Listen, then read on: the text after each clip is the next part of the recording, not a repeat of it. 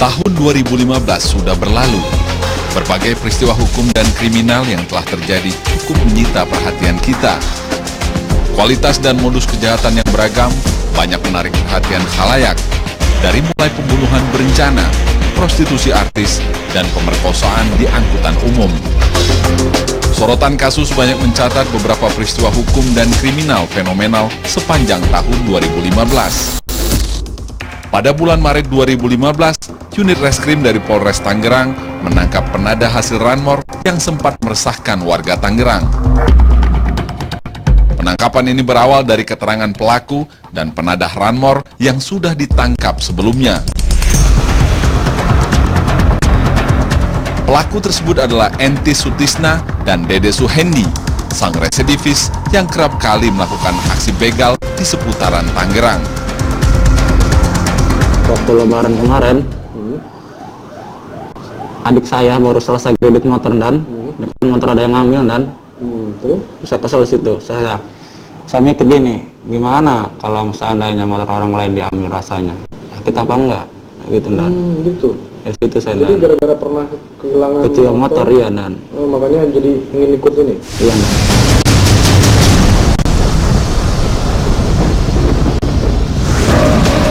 Pada bulan April 2015, terjadi pembunuhan seorang pekerja seks komersial di wilayah Tebet, Jakarta Selatan. Tata Cabi, demikian nama pekerja seks komersial tersebut. PSK yang beroperasi di sebuah rumah kos ini tewas dengan mulut tersumpal kaos kaki.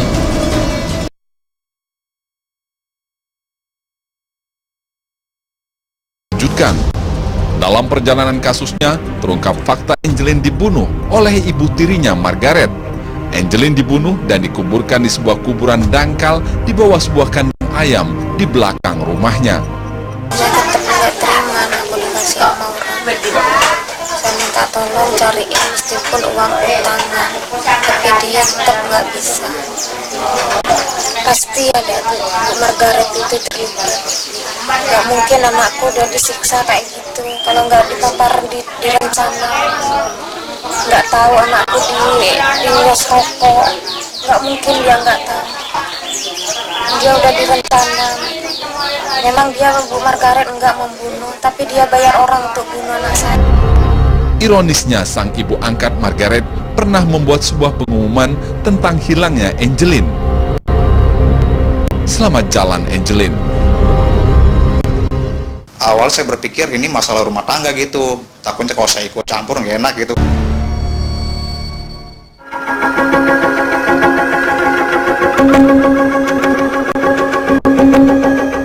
Berhati-hatilah bagi para pengguna angkutan umum, terutama kaum wanita, khususnya yang beraktivitas pada malam hari.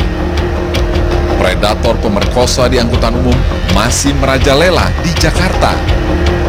Sorotan kasus mencatat ada 2 peristiwa pemerkosaan di angkutan umum yang cukup menyita perhatian di tahun 2015 lalu. Kasus pemerkosaan di angkutan umum pertama terjadi pada bulan Juni 2015. Korban yang bekerja di Gandaria City, Jakarta Selatan ini tak menyangka kejadian tragis ini menimpanya. Saya pulang tuh sekitar setengah 12 ya, setelah menyelesaikan laporan-laporan kerjaan. Terus naik angkot, angkotnya berhenti, saya naik, angkot arah Lebak Bulus, saya mau turun di Lebak Bulus.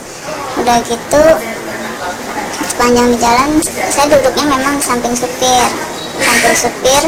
karena nggak ada penumpang lagi. Udah biasa saya duduk kalau misalnya malam tuh selalu di depan, di Point Square, Lebak Bulus. Saya minta turun, karena dia akan belok kanan ke terminal.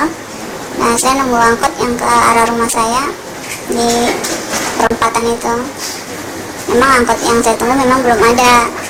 Nah, sebelum dia belok tuh saya minta turunin di bawah kolong flyover. Ternyata dia nggak belokin, dia bilang nggak usah, katanya gitu. Dia langsung sambil ngobrol sambil dia ngelurusin mobilnya, kan kebetulan memang lampu merah. Dia bilang nggak usah Kak, saya mau ke Fatmawati, mau ke rumah teman, katanya gitu. Yang benar, saya bilang gitu. Iya, katanya saya janjian sama teman di Fatmawati gitu. Yang benar ya, saya bilang itu. Iya, nggak usah takut, katanya nggak usah khawatir. Ntar setelah sepanjang jalan saya ngantar kakak, katanya dia manggil saya kakak, dari dari Poin Square sampai Fatmawati ada angkot yang saya tuju itu ada. Saya stopin deh katanya, ntar saya naik stopin, kan saya bilang Mas Doni supaya naik itu, katanya gitu. Kasus ini kini ditangani oleh Polres Jakarta Selatan.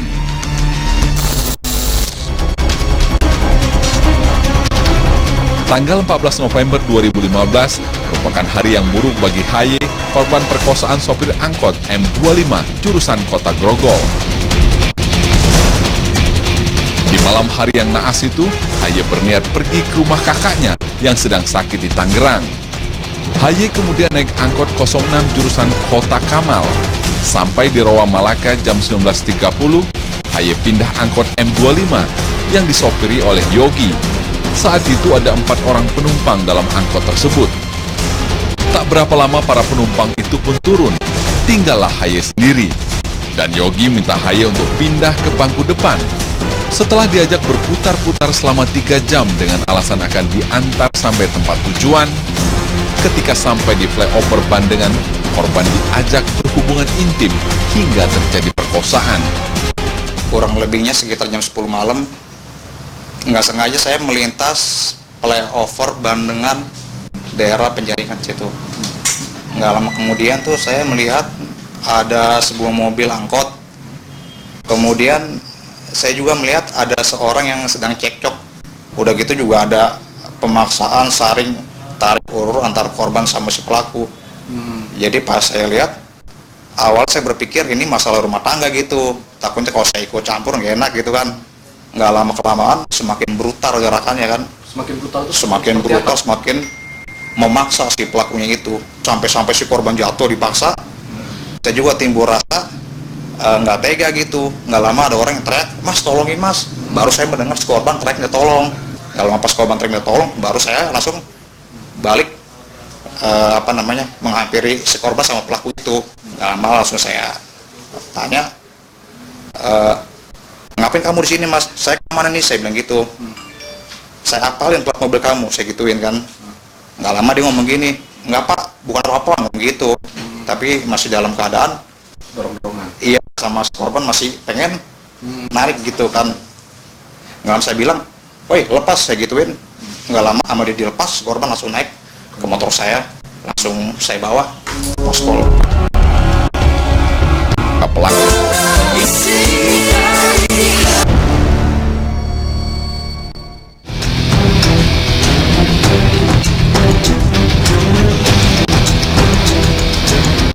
kriminalitas ternyata tidak pandang bulu, bisa menyasar siapa saja, bahkan orang-orang yang mempunyai pendidikan dan jabatan yang tinggi. Asisten Direktur PT XL Aksiata Haryantira yang menghilang sejak bulan November 2014 ternyata dibunuh kekasihnya Andi Kurniawan. Pembunuh janda 2 anak itu diringkus pada tanggal 7 Juli 2015. Dari pengakuan tersangka, Andi menghabisi nyawa janda cantik itu pada tanggal 30 Oktober 2014 di Hotel Cipaganti, Garut, Jawa Barat dengan cara membekap mulut dan hidung kekasihnya lalu menenggelamkannya ke dalam bak mandi di kamar hotel tersebut. Jasadnya ditemukan petugas hotel pada keesokan harinya jam 4 sore dalam kondisi mengambang di bak mandi air panas dalam kondisi tertelungkup dan tidak berbusana. Mayatnya sudah membengkak dan sulit dikenali. Ketika itu polisi tidak menemukan identitas apapun sehingga jasadnya dimakamkan sebagai jasad yang tidak dikenal. Ditemukanlah betul bahwa kamar itu terkunci. Kemudian kita dobrak dan ketemulah di dalam kamar tersebut ada sesosok jasad perempuan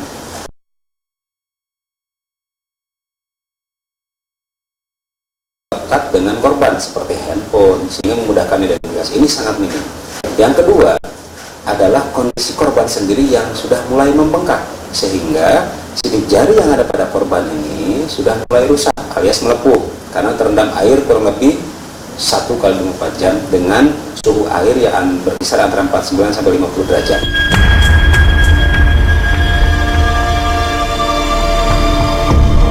Polres Garut memberikan rekaman CCTV hotel yang memperlihatkan tersangka Andi meninggalkan hotel dengan mobil Honda Mobilio Silver milik Rian, sehingga jenazah tak dikenal yang ditemukan 8 bulan lalu oleh Polsek Garut diduga kuat adalah Rian.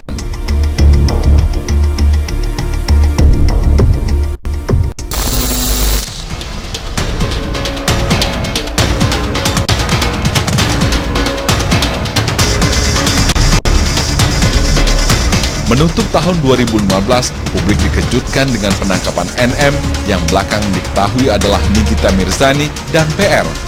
Keduanya diduga terlibat jaringan prostitusi online yang dikendalikan oleh O dan F. Polisi barang bukti berupa telepon genggam dan bukti transfer uang. Berupa telepon genggam dan bukti transfer uang. NM dan VR ditangkap di sebuah hotel bintang 5 di kawasan Jakarta Selatan ketika tersangka sedang bersiap untuk melayani pelanggannya. Kami amankan tersangkanya atas nama O dan atas nama F. Pasalnya apa? Pasal 2, yaitu mendapatkan keuntungan secara ekonomi dengan cara mengeksploitasi, dalam hal ini eksploitasi seksual terhadap korban. Jadi 2 orang artis atau 2 orang model atau 2 orang pesohor ini adalah korban atas nama NA, NM, dan atas nama PR. Penangkapan tersebut dilakukan oleh polisi yang menyamar. Menurut petugas, tidak mudah untuk masuk dalam jaringan prostitusi mereka, karena NM dan PR terkenal dalam jaringan prostitusi kelas atas. Demikian beberapa kasus kriminal dan hukum yang menarik perhatian publik di tahun 2015. Semoga di tahun 2016 bisa menjadi tahun yang kondusif dan angka kejahatan semakin berkurang. Selamat Tahun Baru 2016.